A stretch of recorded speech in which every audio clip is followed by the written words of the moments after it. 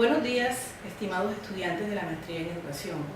Iniciamos las orientaciones preliminares acerca del curso de Mediación Cognitiva y Estrategias Pedagógicas. Este curso, que se desarrolla en el segundo semestre de la Maestría en Educación, nos permite acercarnos a los marcos teóricos que iluminan los roles de los profesores frente a los desafíos del siglo XXI. El concepto de mediación se revisará desde una perspectiva evolutiva, ligado también al concepto de condición. Nos interesa establecer como elementos para la discusión cuáles son los contrastes que se nos revelan desde las diferentes teorías pedagógicas basados en algunos autores y también teorías psicológicas que explican el aprendizaje para comprender el fenómeno mediacional. En principio, se les han asignado unas tareas previas a la sesión.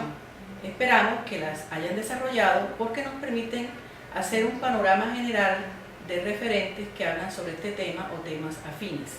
Ustedes deberán utilizar la plataforma para tramitar los resultados de sus actividades y enviarlas a través de la plataforma misma. ¿Qué esperan ustedes resolver con este curso? ¿Cuáles son los conceptos afines que ustedes manejan? ¿Qué han logrado sintetizar a esta altura después de haber leído las referencias propuestas? ¿Qué es la cognición y cómo se originó? ¿Cómo llegamos a ser seres cognitivos? Son solo algunas de las preguntas que nos orientan y motivan el trabajo en esta primera parte del curso. ¿Cómo llegamos los humanos a ser seres humanos? ¿Qué es lo que nos hace ser humanos? ¿Qué significa que toda actividad mediada es representacional? ¿O que toda actividad cognitiva no sucede al margen de las representaciones? ¿Qué es mediación? ¿Y qué diferencia hay entre mediación cognitiva, mediación pedagógica y mediación instrumental? Trataré, a partir de estos interrogantes y de aquellos que surjan en la interacción a través de los foros de la plataforma, de generar algún tipo de interlocución en la que ustedes, su participación será lo más importante. En principio quiero comentarles que no podemos hablar de cognición ni de mediación sin acercarnos primero a una mirada evolutiva. Lo que somos como seres vivos y también como seres humanos se justifica en gran medida y se explica por lo que somos como sistemas materiales. Somos sistemas materiales muy complejos.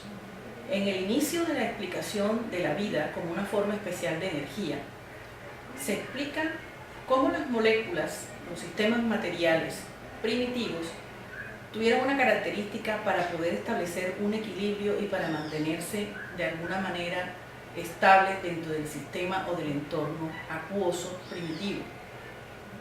Las moléculas y macromoléculas se volvían cada vez más complejas, se formaron polímeros, y estas moléculas complejas fueron poco a poco adquiriendo algunas propiedades cada vez más compatibles con lo que hoy llamamos vida, o como las manifestaciones bioquímicas o fisiológicas que explican la vida.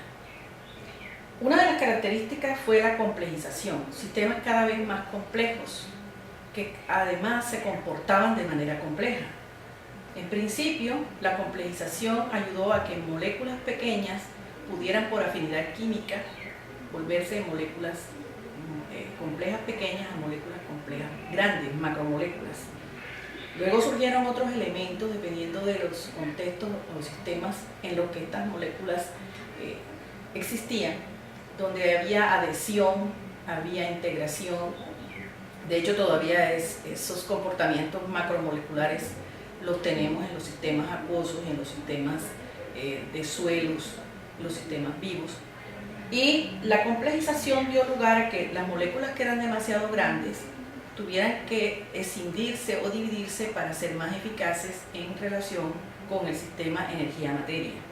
Esta es una forma primitiva de reproducción, que en principio era fisión, replicación, como la que es característica de los virus, que como sabemos no son moléculas vivas, pero que tienen algunas características que se asemejan a la vida.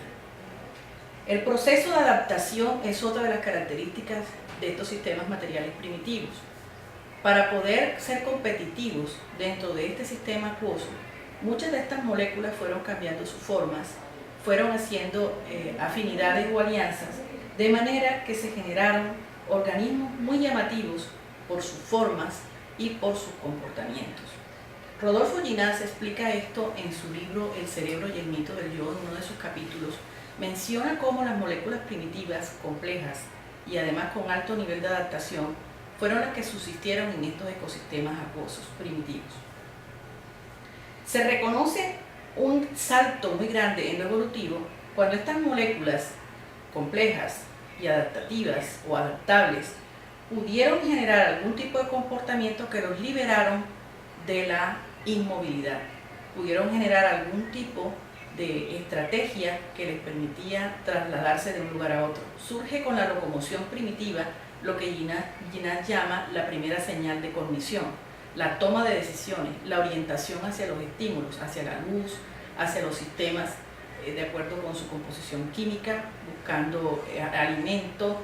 El alimento se generaba realmente por la adhesión a macromoléculas que fueran afines al sistema material complejo. La historia de la vida comienza cuando, según Ginás, un ser vivo, un ser inerte, se convierte en vivo en el momento en que es autónomo. Es decir, hay una toma de decisiones primitiva y esa toma de decisiones primitiva le permite orientarse en el entorno y establecer un sistema no solo de adaptación, sino de relación con otras moléculas o macromoléculas complejas.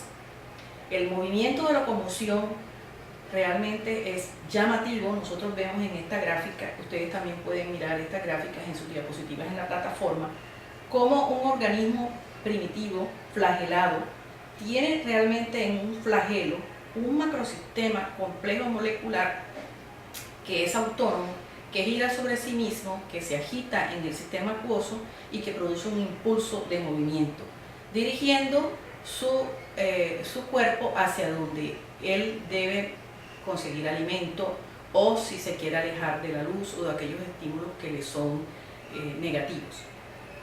Este esquema de complejización, adaptación, autonomía, movimiento, locomoción, hace que emerja la función viva, la primera función viva de intercambio de materiales, llamada alimentación hoy en los seres vivos, se acompaña de una función viva de locomoción y movimiento voluntario. Una de las cosas que es importante resaltar es que este sistema de relación de los sistemas materiales complejos que llevó a la evolución dio lugar a la generación de unos sistemas de relación que en su forma o versión más moderna o postmoderna son los sistemas nerviosos. Sin embargo, aunque los animales seamos tan disímiles, la especie humana es animal y es muy diferente y aparentemente está en el mayor nivel de la escala evolutiva, tenemos sistemas nerviosos simples a complejos. La unidad básica de un sistema de relación con el medio es la neurona. Una neurona sola representa un gran avance evolutivo, filogenético, un sistema que permite contacto con el medio, captura de estímulos, procesamiento de información y genera unas salidas que en el caso de los humanos se manifiestan como conductas, como expresiones, como comportamientos. En este esquema vemos cómo poco a poco fueron evolucionando los diferentes sistemas animales, desde sistemas nerviosos lineales, tubulares, hacia sistemas radiales, ramificados, y llegamos al sistema nervioso de los mamíferos y del hombre, que combina las formas más eficaces de sistemas nerviosos.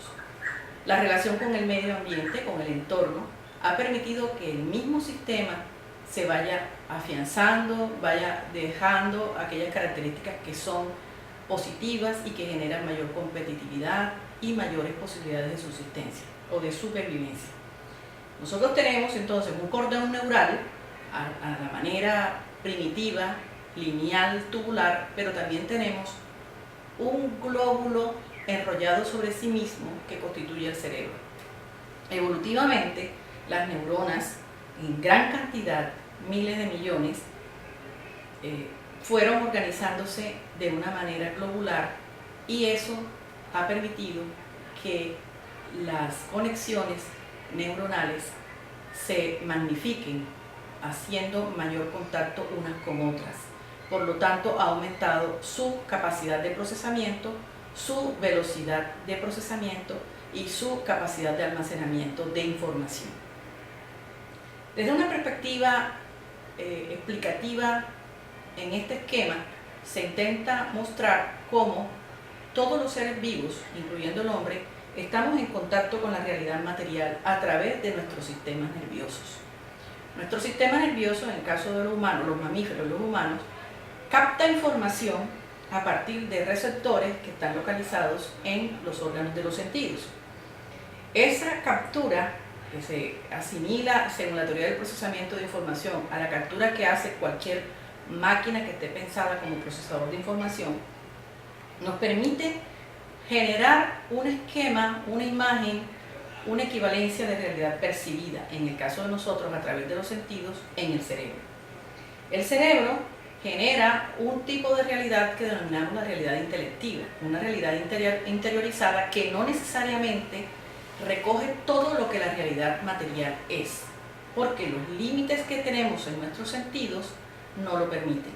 Por ejemplo, no es lo mismo la forma como percibe la luz un gato a como la percibe un ser humano. No es lo mismo como percibe la luz un águila desde las alturas a como la percibe un ser humano. Hay longitudes de onda, tanto en sonidos como en los sistemas luminosos, que no son perceptibles por los humanos, pero sí son perceptibles por los animales. Por lo tanto, la realidad percibida es distinta de la realidad material que existe fuera de nosotros. Este es el principio de la mediación cognitiva. La primera mediación es el acercamiento que tenemos a la realidad a través de los sentidos. Somos seres cognitivos y somos seres que incorporamos la realidad existente a través de la mediación. Una mediación, en principio, por nuestros sentidos. A través de la historia evolutiva emergen unas funciones que son solo humanas. Una de ellas es la capacidad de generar a partir de imágenes una forma coherente que pueda ser comunicada y se representa a través de lo que hoy llamamos lenguaje. El lenguaje es una característica humana y genera entonces otros sistemas de representación. Entonces tenemos un sistema material existente fuera de nosotros, una realidad percibida por los sentidos, una realidad intelectual, una realidad expresada a los otros a través del lenguaje y esa realidad representada cuando es compartida por las comunidades humanas en el proceso de la socialización y la generación de civilizaciones, es lo que denominamos una realidad interpretada. Nos damos cuenta de que entre las transiciones entre realidad y representaciones hay pérdida de información, hay transformación de la información. Todo esto, que es realmente todo un campo de trabajo no solo de la psicología, sino de la antropología, y que ha sido ayudado por los actuales métodos de diagnóstico, de trabajo con los sistemas nerviosos de los cerebros y comparación con neuronas animales y con sistemas de relación en seres microorganismos primitivos, es lo que nos ha permitido entender que la mediación es un fenómeno no solo inherente a los humanos, sino a cualquier sistema material que tenga un sistema nervioso. Es importante toda esta base para que comprendamos los principios de mediación y entendamos algunas cosas que siempre se constituyen en tema de discusión. Los seres vivos tenemos una condición filogenética para capturar información, para incorporarla a nuestro sistema, para aprehenderla. Es decir, nuestra naturaleza, tanto de los seres vivos primitivos como de los que nos llamamos superiores, es una naturaleza de aprendices. Somos aprendices porque incorporamos información y elaboramos realidades a partir de esa información cuando es interpretada y cuando es significada. En el caso de los humanos, nuestro sistema nervioso complejo, al tener mayor capacidad de procesamiento, mayor capacidad de almacenamiento, puede generar representaciones de la realidad muy distintas de las que genera un sistema nervioso de un insecto, de un artrópodo, de un reptil. Nuestro cerebro hace la diferencia. Entonces, ¿qué es lo que hace humanos a los humanos? Estos son algunos elementos de nuestra siguiente presentación.